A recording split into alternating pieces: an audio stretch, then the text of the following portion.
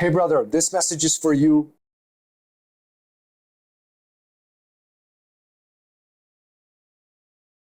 Today's video is brought to you by Manscaped. This story takes place in my bathroom. It's embarrassing for me to admit, but I have been putting off shaving my balls for quite some time, because the clippers I have been using made it a rather uncomfortable process to go through. Fortunately, Manscaped reached out to me, and after explaining to them that the front lawn was overgrowing, they sent me their Performance Package 4.0, an all-in-one men's grooming kit for body hair removal from head to toe, which included the Lawnmower Trimmer 4.0. The issue I mentioned earlier was taken care of, and I would show you, but I'd be banned from YouTube if I did. So you're just going to have to take my word for it when I tell you that the results were highly satisfactory. They also included a nifty travel bag, so I can take everything with me if I'm going out of town. So if you value high-quality convenience for your shaving experience, look no further than Manscaped. And ladies, Father's Day is coming up. Just saying. Head over to manscaped.com and get 20% off plus free shipping and 2 free gifts when you use my promo code UNIT522 at manscaped.com. Links will be provided in the description and pinned comment.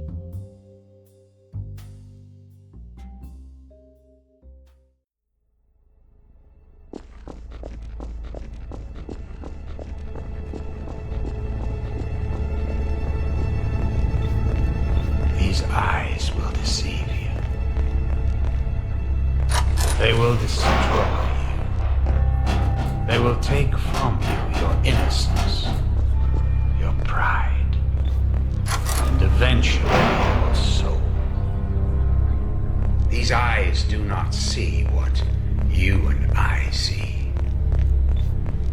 Behind these eyes one finds only blackness. The absence of light. These are the eyes of a psychopath.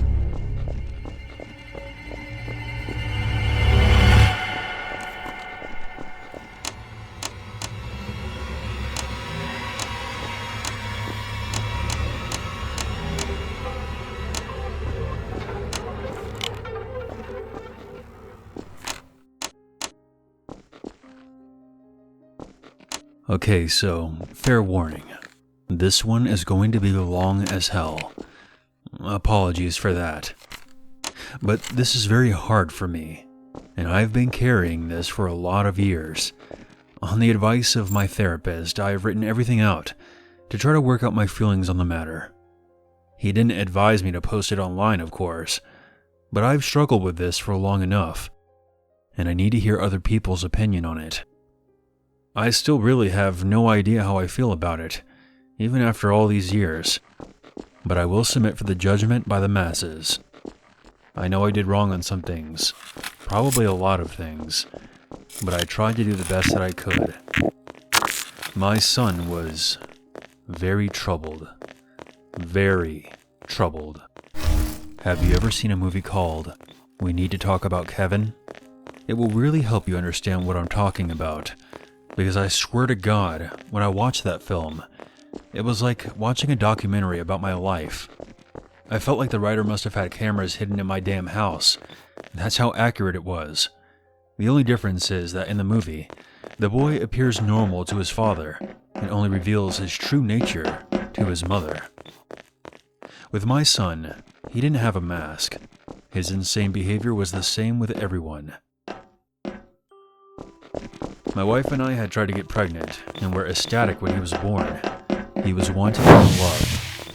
We showered affection on him, really tried the best we could to give him a happy childhood. But from the day we brought him home from the hospital, he was miserable. He cried for 13 months straight. I'm not exaggerating. 13 months without a break. He cried until he had no voice left, and then kept crying. You could see his little face scrunched up, and no sound coming out, totally hoarse. There were times where he would literally cry in his sleep. I've never seen or heard any other kid be able to do that. We brought him to the doctors, specialists, tried changing his diet, held him, rocked him, toys, swaddling, music, everything we could think of, and nothing worked. 13 months of grating, grinding, no sleep, hell. Once he got over the crying stage, we thought we were out of the woods, but it quickly became clear that for some unknown reason, he was just angry to be alive. I never saw that kid have a genuine, joyous smile in all the time that I knew him. I've seen a vicious, horrible grin spread across his face many times, taking perverse pleasure in causing pain and suffering. Never once did I ever see a genuine smile on his face. Not once. He had no interest in anything positive. He was fueled by hatred, and everything he did was bent toward that.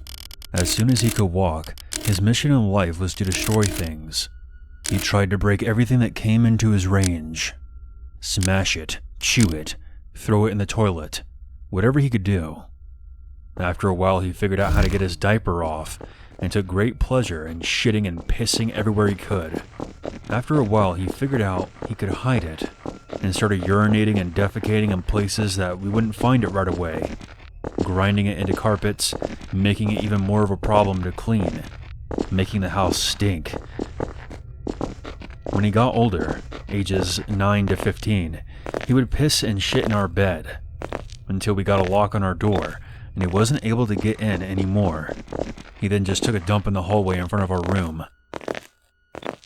That biological warfare started around 2.5 years old, and he never grew out of it. I'll try to speed this up, as I could literally go on for days about this stuff. But as he grew older, he became more and more unmanageable. He would bite, kick, scream, scratch, and spit at anyone who tried to do anything with him. He was kicked out of school twice before he was 9. They let him back in, and then kicked him out for good. He had to change schools. The next one put him in a special class that kept him away from other students. We had to install a door and lock in the kitchen because he would steal knives and use them to gouge the walls and furniture or chase people with them. When he was 10, he stabbed me pretty good in the hip and ass. I still have the scars from it. As he grew older, he got darker. He moved on to setting things on fire and torturing the local animals. I will take this opportunity to preempt the tsunami of messages. Yes, we had the kid in fucking therapy. He saw a psychiatrist twice a week, and God only knows how many different medications were prescribed to him over the years. Nothing worked. Therapy didn't work. The meds did nothing. Nothing fucking worked. He was like a poison cloud of hate and fury, lashing out at anything in his reach. When my son was 16, my wife got pregnant again. I can't tell you how different our reaction was. Instead of joy, we felt horror. This pregnancy hadn't been planned, and we were really at a loss of what to do. My son had been such an unending nightmare for 16 years. We couldn't take the idea of starting again from the beginning. We talked about termination, but A, that process wasn't so easy in those days, and B, my wife is very against it. We talked about many options. In the end, we decided that my wife would have the baby, and if it turned out evil, we would put it up for adoption. We just knew we couldn't go through this again with another child like our son. We had a daughter. She was normal. Suddenly, we saw what our lives should have been like the whole time. She laughed at things, she breastfed without biting. She didn't have any teeth anyway, but you can tell she was just trying to eat, not tear her mom's breast off. After 4 months, she was sleeping through the night. She was happy, normal. I can't describe the relief and happiness we both felt. I don't have words for it. And this is where I believe I may have started pulling back from my son. Up until that time, whatever mistakes I made, I'd always tried to do the best for my son. I'm convinced of that. I tried to help him, love him, and care for him. I really tried. But when my daughter was born, My wife and I both instinctively turned toward her. She became our focus, not from malice, but just because she was so much easier. She was so happy and sweet. Every moment we were with her felt like magic. I understand that this was wrong, but we honestly couldn't help it. I don't have a better explanation than that. My son hadn't given a shit about my wife being pregnant. I honestly don't know if he really understood it. But when we brought our daughter home, he started acting out even more. I didn't think it was possible, but he took it up another notch. At this time, he was around 17, and we were having full-blown shouting matches every day. Usually after we fought, he would storm out of the house and disappear for hours at a time, or come back the next morning. It was a relief. I actually started to look forward to our fights, because it would get him away from us for a while. After the birth of our daughter, my relationship with my son was almost entirely gone. Our only real interactions were screaming at each other. My wife was even worse with him. She just had nothing left. By that time, if our son came into the same room as her, she would just stop whatever she was doing and start screaming, "Get the fuck away from me. Just go away. Get the fuck out." Until he left. He started spending more and more time out of the house, which was a blessing for us. I have no idea what he got up to out in the world. We were just happy that it wasn't being inflicted on us. As a consequence of our son's behavior, we had invested heavily in locks around the house. All of the cheap, thin interior doors in our home have been replaced with thick, dense, wooden doors that could not be kicked down, equipped with locks that my wife and I carried the keys to. I know this sounds extreme, but locks and heavy doors were the best way we found to create a safe space from him. And again, before I get endowed with messages, I wasn't locking my son away in his room like some kind of prisoner. He had free reign of the house and could come and go as he pleased. My wife and I would lock ourselves in rooms to protect against him. If anything, we were prisoners in our own home. Defend Beyond with Darktrace, the essential cybersecurity platform for the era of... On the day in question, I fought with my son in the morning, and he left the house in a rage. My wife and I were enjoying some peace and quiet in the kitchen, while our daughter napped in our bedroom. And then, my daughter began crying. Any parent who has young children can tell you, you get used to your child's cries, and you can tell after a while what they need. They cry differently when they're hungry, or if they need changing, or if they're just restless and want to be held. Babies can communicate pretty well before they speak. This cry was none of those. It was a cry of terror. The second we heard it, my wife and I both got up out of our chairs and ran to the room. The door was locked, of course, and it took a few seconds to get the right key and get it open. My son was in the room. We lived in a bungalow, and the bastard had climbed through the window to get to her. He was standing over her crib with a steak knife in his hand. I have no idea where he got it. It wasn't one of ours. We controlled our knives very carefully. He just kept it in locked drawers. I think he may have taken it from one of our neighbors' houses. He had broken her skin twice already, once in the belly area and once in her arm. I could see blood. When I entered the room, he was dragging the back of the knife down her face, not cutting, almost teasing her while she screamed. He looked up at us and smiled. Before I knew what I was doing, I was already moving, running to put myself between them. I didn't think about it. I just moved instinctively. And despite this, my wife got there before I did. It was like a movie on fast forward. She got to our son and bashed his hand away, knocking the knife across the room, and then shoved him with her whole body weight. He flew away from the crib and bounced off the wall. I picked up my daughter and held her while my wife scanned us. I could see her shaking, almost convulsing. I can remember the smell of the room, the sound of my daughter screaming and wailing, the look on my son's face as he stood there. Just nothing. Blank. Dead. There was nothing in his eyes. No emotion whatsoever. He looked like an alien to me. I watched my wife take a step toward him. I could have reached out and stopped her, but I didn't. She stepped forward again, very close to him. Again, I could have stopped her, but I didn't. Now, up until this point, you may have been picturing my wife as a typical woman, small frame, dainty, delicate. This is not the case. My wife does have a small frame, but dainty and delicate she is not. Never has been since I've known her. Since her early teens, my wife has been a boxer. MMA did not exist back then, but karate and boxing were big in those days, and my wife was a very talented amateur. She was about 130 pounds and carried a lot of muscle, and she knew how to punch. I had 70 pounds on her back then, and I have no doubt that in a real fight between me and her, she would have pounded me flat. Neither of us had ever laid a hand on our son in anger before, but something broke in her that day.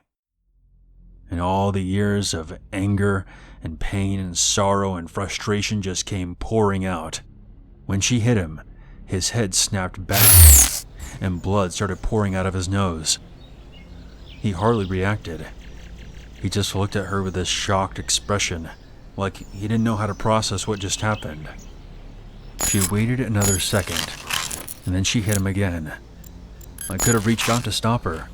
I could have dragged her from the room, taken her away, calmed her down. But I didn't. I just stood there and watched while she systematically started to pound him into a pulp. Every time he brought his hands up to cover one part, she would blast him somewhere else. Body, head, body, over and over. He started screaming, crying out, yelling for her to stop. It was the most genuine reaction I had ever seen him have in his whole life. But she wasn't stopping.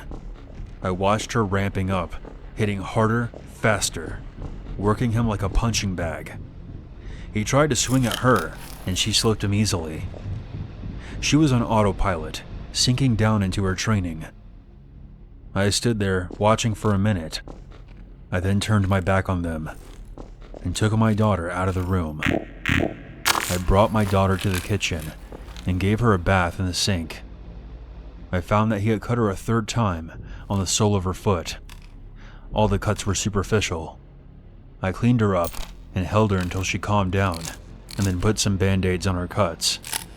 In our bedroom, I could hear my son screaming, calling my wife horrible names, telling her that he would cut her head off and sodomize her corpse. After a while, I didn't hear him say anything anymore. I didn't even hear him crying out. I assumed that he must have been knocked out, but I could still hear my wife beating him. That went on for a very long time, long enough for my daughter to drift off to sleep in my arms. I just sat at the kitchen table, waiting for my wife to finish. Finally, she came out and sat down across from me. Her hands were swollen and red. Her face and arms were splattered with blood. Her chest was heaving. We just stared at each other without saying anything. After a while, I asked her, "Is he dead?" She looked back at me and answered, "I fucking hope so." I nodded.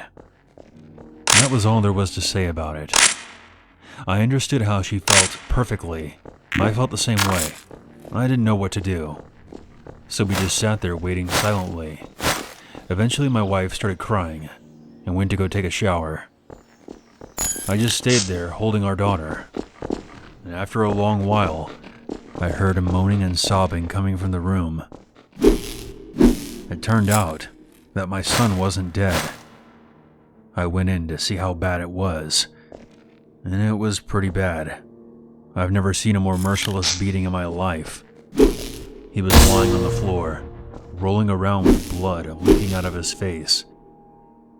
His nose was squashed flat, Both of his eyes were completely swollen shut and started to blacken already. I could see a couple of his fingers were bent in weird angles, and he had also pissed his pants. I think he must have been missing some teeth, but I didn't see any on the floor, and I couldn't see the inside of his mouth either. His lips were all puffed up and swollen. From talking to my wife about it later, I know that she had systematically beaten every part of his body, focusing heavily on his lungs. She told me that she kicked him in the groin repeatedly until his legs got tired, and kept beating his body long after he passed out. When my wife came out of the shower, I still didn't know what to do about our son. I didn't know whether to call the police or an ambulance, or take him to the hospital myself. I honestly had no idea what to do. After a while, I realized that I simply didn't care what happened to him anymore, and we decided just to let him live or die on his own. There was an in-law suite in the basement that we had never really used. My wife, my daughter, and I just moved down there. We simply ceded the top floor of the house to my son and locked everything down, separating our lives entirely. There was plenty of food in the upstairs cabinets, enough for a couple of weeks or more. We had a washroom in the basement, a small kitchenette, and a separate entrance so we could just stop going upstairs. We decided that we were just done with him. I figured that we would just let his food run out and then see what happens. Over the next week, we could hear him moving around upstairs sometimes. I think he just spent most of his time lying in bed recovering. I went to work, watching on high alert in case he attacked me in the driveway, but he never did. My wife stayed home with our daughter. She was never out of her sight. One night, we heard him going ballistic, smashing and banging things all around the house. We didn't respond. He never tried to go downstairs or get near us again, though. I think he was afraid that my wife would finish the job on him. After 3 weeks down in the basement, we hadn't heard anything from above for a few days. I ventured upstairs to the main floor of the house. The place was demolished, and there was no sign of my son. He was gone. It took months to repair the damage that he had done. There was food and shit smeared all over the walls and broken glass on the floor. Big holes in the drywall. He had ripped the place apart. He tore up the linoleum in the corner of the kitchen and emptied the entire foam fire extinguisher into the living room. I just felt grateful that he didn't burn the house down. I'm still not sure why he didn't. As a kid, he wasn't shy about setting things on fire. After that, I lived in fear every day that he would come back, that he would ambush one of us out of the blue and try to kill us. We moved about 3 years later, and I finally stopped being afraid that he would show up again, as now he had no idea where we were. I finally felt safe. All of this happened a very long time ago. My son was born in the spring of 1971. My daughter was born in 1988. I am an old man now. I'm 70 this year, and my wife passed away from cancer in 2016. My daughter is 34 years old now. I moved in with her in her second after my wife passed. I have 2 granddaughters that are the joy of my life. I see a therapist a couple of times a month to talk about all of this. I don't know where my son is. The last time I saw him, he was lying on the floor. I haven't more than 30 years ago, but I carry a lot of guilt from that time, and a lot of conflicted emotions. I didn't beat him myself, but I allowed it to happen, and I thought he deserved it. I didn't try to kill him, but I would have been happy if he died. I will say that I do hope he was able to overcome his demons and go on to live a normal life somewhere. If he wasn't able to do that, if he stayed the way he was, then I truly do hope that someone out there killed him. And whichever way it went, I just hope he's still not out there hurting someone else.